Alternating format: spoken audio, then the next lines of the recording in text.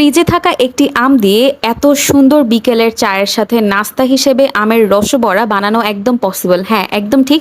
এজন্য আমি ফার্স্টে একটি আমরুপালিকে পাল্প করে নিয়েছি। এরপর এখানে ১ কাপ চালের গুঁড়া, ১ কাপ হচ্ছে যে আটা দিয়েছি, পৌনে ১ কাপ দিয়েছি। এরপরে হচ্ছে কিছুটা অল্প পরিমাণ চিনি।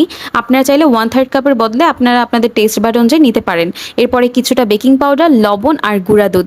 আর মিষ্টি পিঠাতে বা মিষ্টি যেকোনো আইটেমে আপনারা যদি কিছুটা লবণ দেন তবে চিনিটা পারফেক্টভাবে বোঝা যায়, নয়তো চিনিটা কিছুটা কম বোঝা যায় বা চিনিটা বসে না। রান্নাটাতে চিনিটা তখনই বসবে যখন আপনারা কিছুটা পরিমাণ লবণ ইউজ করবেন। এরপরে হালকা কুসুম গরম পানি দিয়ে ব্যাটারটাকে মিক্স করে নিতে হবে, কিছুটা ঘন ব্যাটার করতে হবে। তো এইভাবে আস্তে আস্তে করে একসাথে বেশি পানি দিলে কিন্তু সমস্যা।